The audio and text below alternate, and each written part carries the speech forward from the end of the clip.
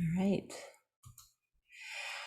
All right, tonight my talk is entitled Zen in Daily Life. It's the 7th stepping stone on the path, mindfulness. The 7th stepping stone on the Buddhist path, the Eightfold Path, is right mindfulness, sama sati.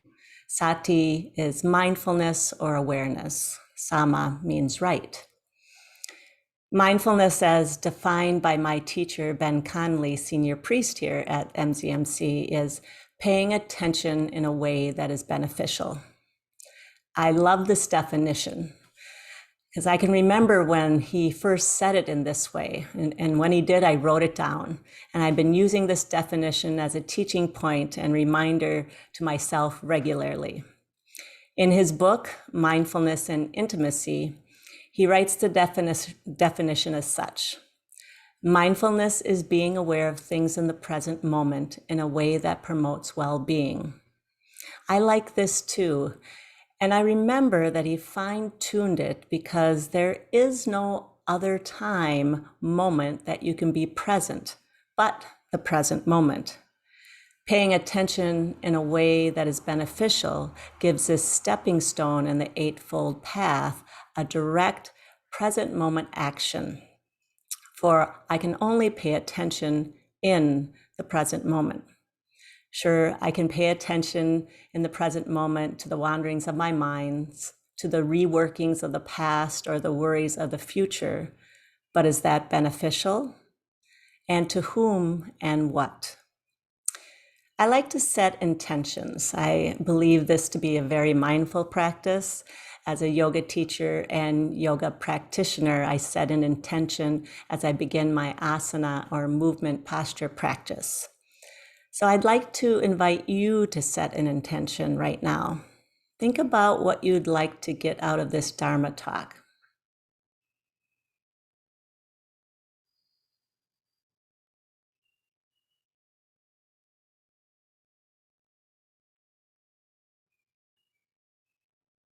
My intention for this talk is to give you some Buddhist background about mindfulness. Another part of my intention for this talk tonight is to give you one thing about mindfulness that is useful and helpful. And from that one thing, I hope that beneficial action can be taken. Mindfulness is a commonplace catchphrase for many in the US. I usually ask this when I'm teaching intro class on mindfulness, and I asked if anybody's ever not heard of mindfulness, and nobody now raises their hand. As a white Latina, slightly over middle age, cisgender woman of the middle class, I can stand in a grocery store line at my local co-op or upscale grocery store and find mindfulness for sale. So this is something that now comes to my home, and I see at the grocery store this mindful magazine. The title for this month is Self-Compassion. Whereas when I was growing up in the 1970s and 80s, I would have never seen a magazine like that in line at the grocery store. I might have only heard mindfulness spoken of if I entered a Zen center or other Buddhist place of devotion. Mindfulness has not only entered homes through magazines at the grocery store, but it has entered therapy offices, elementary and secondary school classrooms, corporate offices, meetings, and other private, corporate, and government establishments. Paying attention in a way that is beneficial makes sense to people, and people have found it useful, helpful, and marketable. Although this specific teaching of mindfulness has been secularized and standardized, as Buddhists, we can tie it back to its origins, to the Eightfold Path, reminding us that it doesn't stand alone, and it is part of the way. The Four Noble Truths: life is suffering, our human condition is the cause, there's an end to suffering, and there is a path. And then that path is our guide. In that path, the 7th stepping stone, as I like to call it, or touch point, is mindfulness. The Buddha said, And what, monks, is right mindfulness?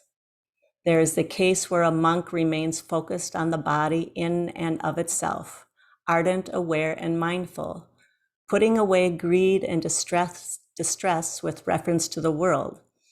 He remains focused on feelings in and of themselves, ardent, aware, and mindful, putting away greed and distress with reference to the world.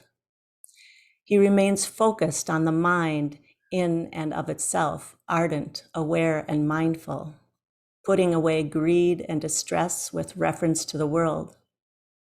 He remains focused on mental qualities in and of themselves, ardent and aware and mindful, putting away greed and distress with reference to the world. This, monks, is called right mindfulness. That's from the Magga Vibhanga Sutra, Analysis of the Path. Words popped out at me when I read this aloud. They were the following. And as I say these words, I would like you to sit in a meditative posture just for a moment and close your eyes and notice what arises as I say these words slowly.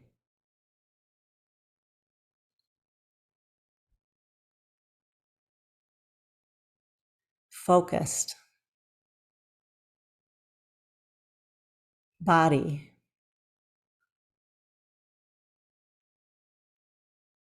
ardent, aware, mindful, focused, feelings,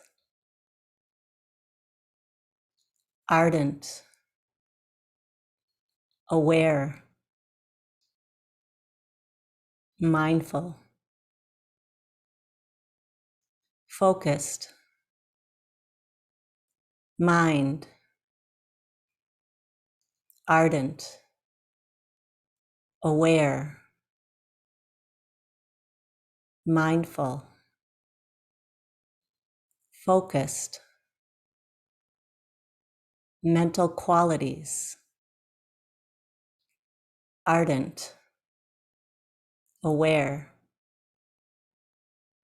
mindful.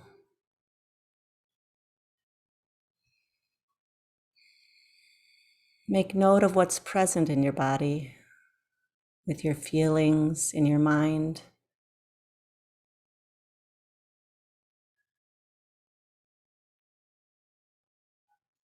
And when we open it up to discussion, I'd like to hear some of what came up for you. You can open your eyes and move. Thank you.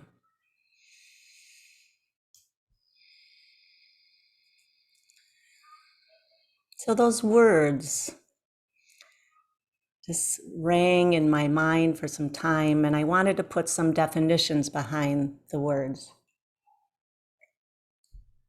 to get more clarity behind what the Buddha intended, and also realizing that translation has probably led to a different flavor, but to the best of my knowledge, these words can be used to help guide us to what he was trying to impart to his monks at the time and what he's trying to say to us in 2021.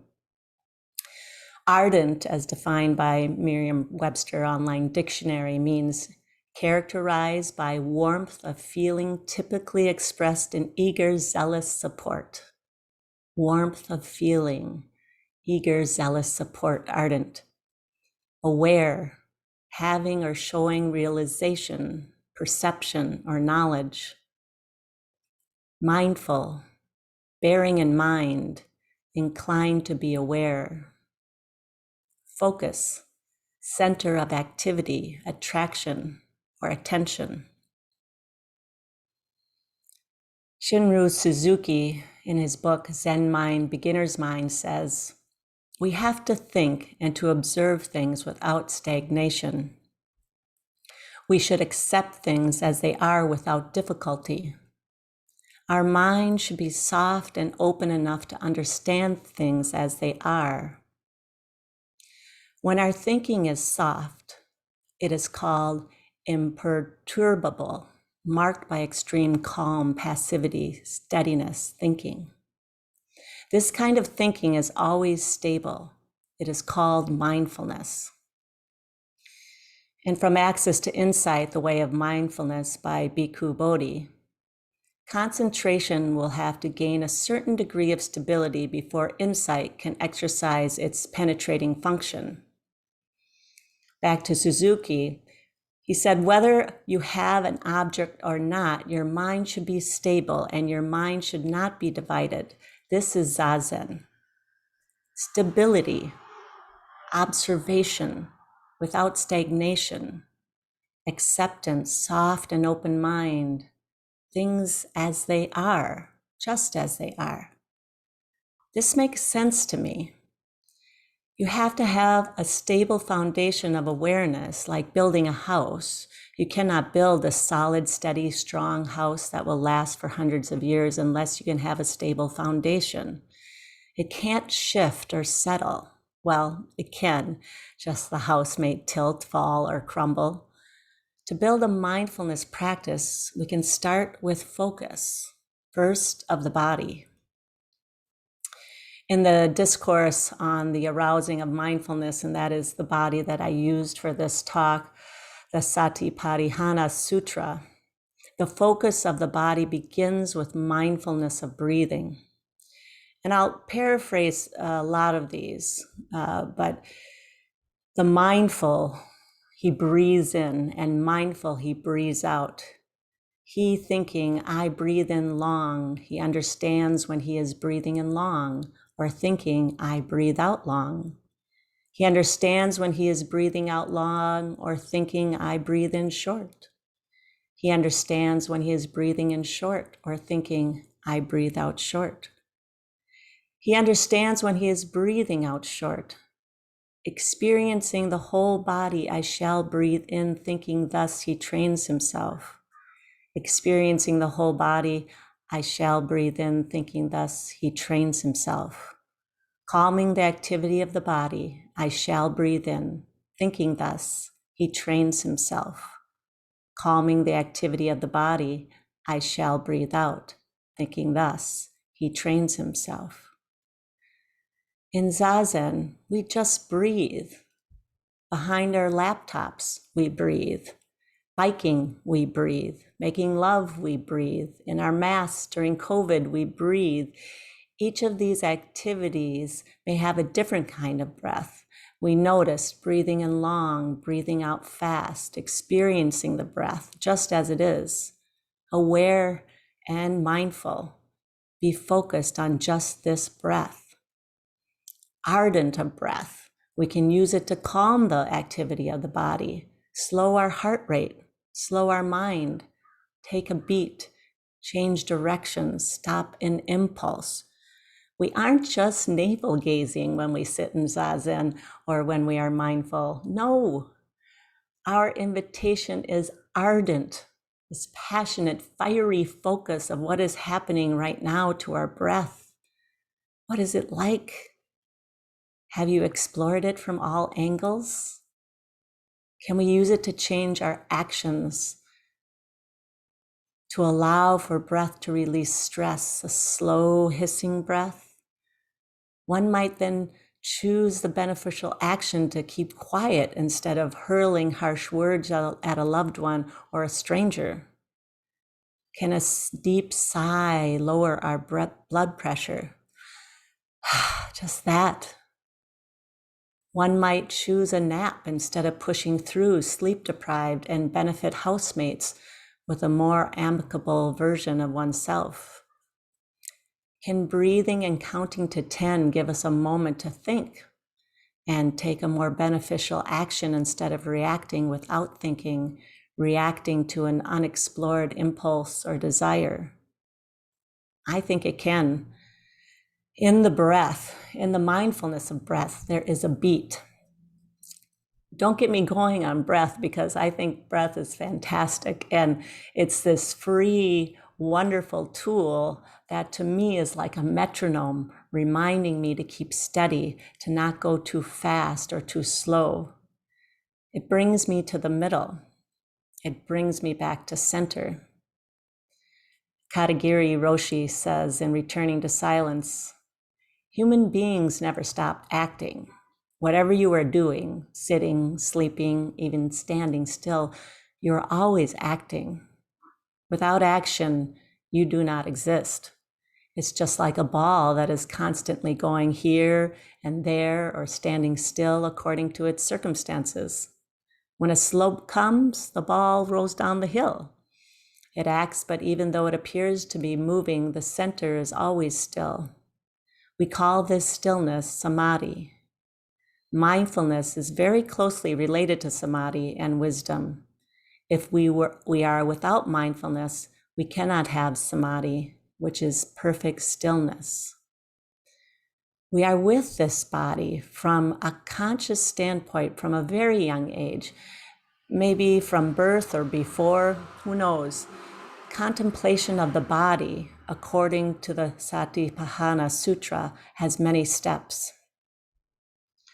The first, thus he lives contemplating the body, in the body internally. He lives contemplating the body, in the body externally.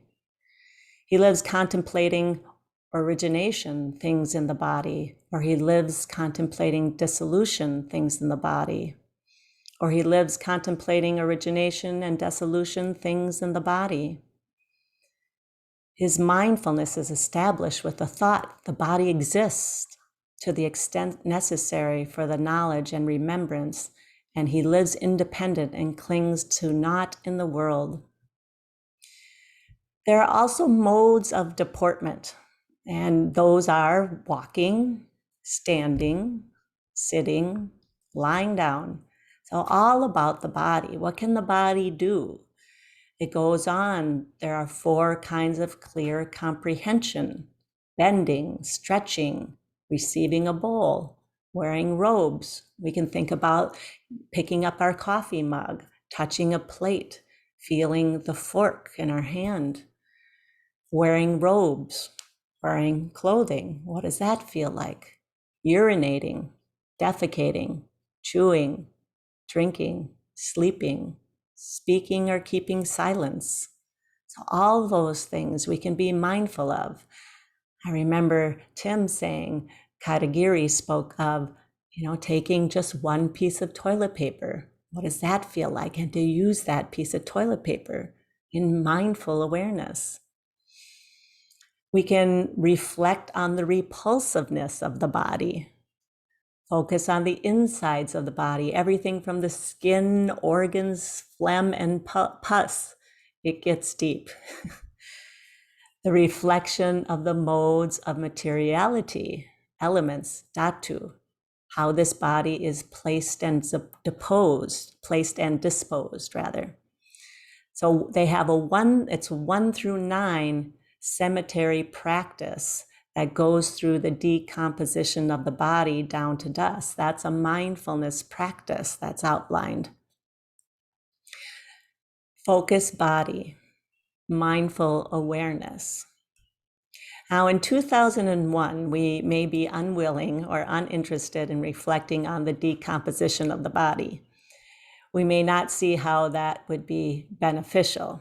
Remember my definition of mindfulness from the beginning of the talk, paying attention in a way that is beneficial. Overall, my takeaway from the mindfulness of the body instruction is to have focused awareness of this vehicle we have on loan for some 90 years if we are lucky. What is this about? It's mine. It's only mine and mine only. I get to be intimate with this body. The Buddha's invitation is to become very intimate with it. Know it well. Take care to know it. Take care of it. Dogen says, awareness of each moment is indispensable to the way of mindfulness, because practice is complete only when a person focuses attention on the present moment, the very moment of one existence. In our Zazen practice, our instructors here at MZMC point us back to the body again and again. What is going on there? Open the doors and all the windows to that body as you sit with it. Be curious about it as it moves through space, as the fingers or thumbs press on the letters of the cell phone that you are creating the text message in.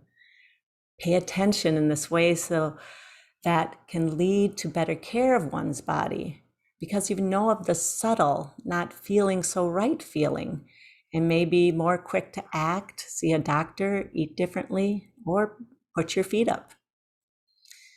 Our lives are made up of moments. We don't know how many we'll get.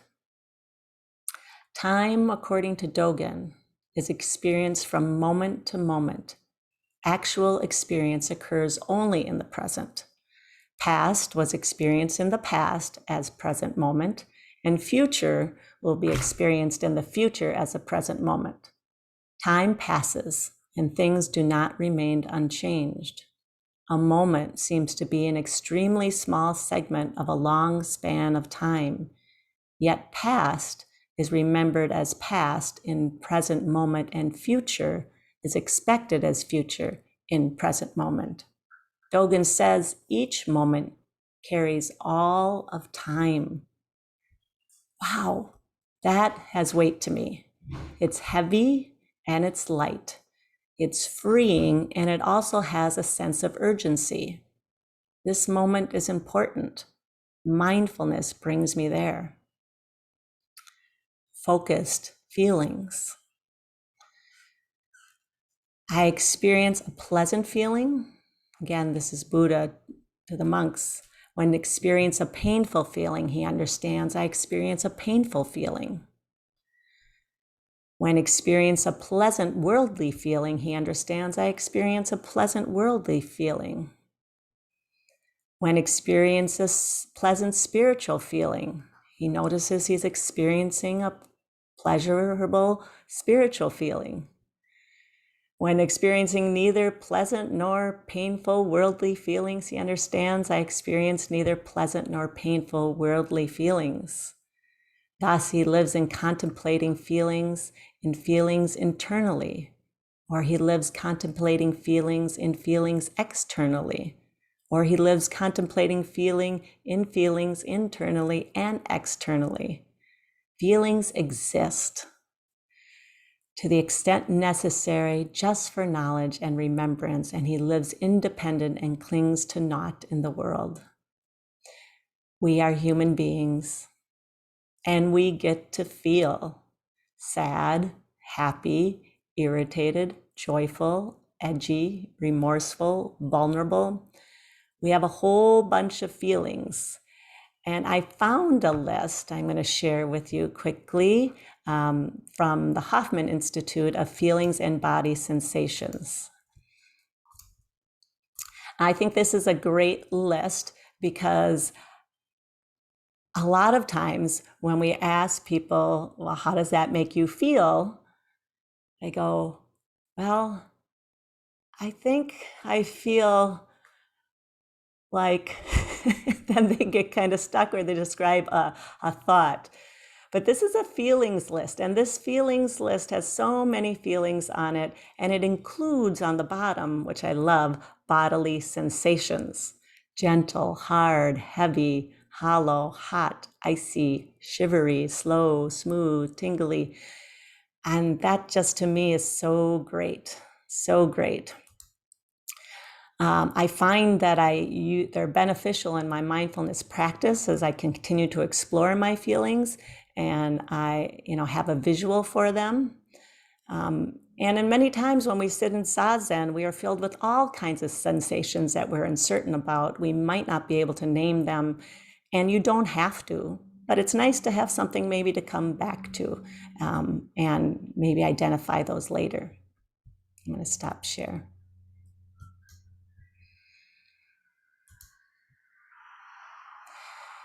But it's okay if you can't name them, and you don't have to. You can just notice that you're having a feeling.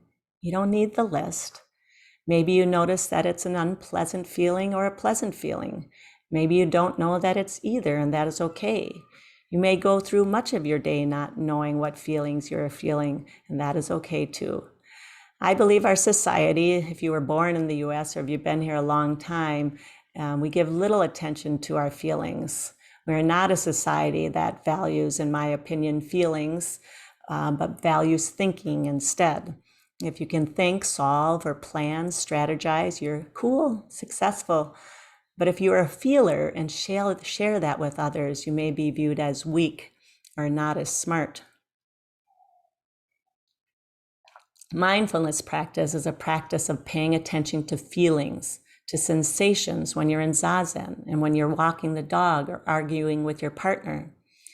This type of attention, ardent, aware, mindful focus, can only be beneficial. Knowing how I'm feeling and what those feelings feel like in my body, I can be more compassionate to myself. I can cry when I need to cry and be with my sadness. Many times I've heard people say that Zen practitioners or people who meditate are trying to get rid of those feelings. Be just one feeling, a blah feeling, or a non-reactive or without feeling. But I disagree. After practicing Zen for 8 years here at MZMC, I've come to understand that it is the opposite of that. Sitting Zazen is about being with everything that arises. It is opening the door and inviting everything in. Welcome all feelings. Take a number, sit down, and I'll be right with you. Over and over again, I've heard Tim, Ted, Ben, Bouchot, Susan, and other teachers say, feel the feeling, be with it, hold it gently, kindly, and with compassion. When I feel the feeling and learn to identify its need, I can take care of it. That's beneficial. I don't have to project. I don't have to be passive aggressive. I can say, I feel sad when you left without saying goodbye, for example. Then I can ask for what I need. Would you be willing to say goodbye to me when you leave from now on? Paying attention in a way this is beneficial, in a way that is beneficial. No mixed messages, no unspoken resentments. Relationships may move with more ease when mindfulness is practiced. Focused mind. So the mind, this part, understands the consciousness with lust, as with lust, the consciousness without lust, hate, the consciousness of hate without hate, ignorance, the consciousness of ignorance without ignorance, the consciousness become great, higher states of consciousness, quieted states of consciousness, unfreed states of consciousness. What is your state of mind? Awareness of the mind is another aspect of mindfulness. And this may be the place that you are most aware of. Busy mind, or as Tim puts it, the chatterbox cafe, monkey mind. You may notice when it's busy, but do you notice when it's quiet? Do you have a favorite cassette tape or CD? I'm saying that because it's probably old and you may not like it, but you play it anyways. That CD that plays regularly in your mind, what does it say? It may be hard to listen to. You may be tired of listening to it. Yet, we can open up to it with soft thinking, like Suzuki Roshi talks about. Be kind to your mind. Notice the judgment and be compassionate. You may have had a difficult, narrow-minded upbringing that taught you to think that way. It doesn't excuse it, and it can be changed, but first comes the awareness, then the acceptance, then the action, as 12-steppers say. If we can do this for ourselves, then we can do it for others. We can be less judgmental of others, more compassionate. We can open our minds to people who are different from us and be curious instead of intolerant, paying attention in a way that is beneficial. Lastly, focused mental qualities. So the last part, the contemplations of mental qualities, begin with the 5 hindrances, and then what follows is a numbering of things to be mindful aware of. So be prepared for the list of numbers. 5 hindrances: sensuality, anger, sloth or torpor, worry, doubt. Then the 5 aggregates of clinging: material form, feeling, perception, formation, and consciousness. Sound familiar? That's Heart Sutra.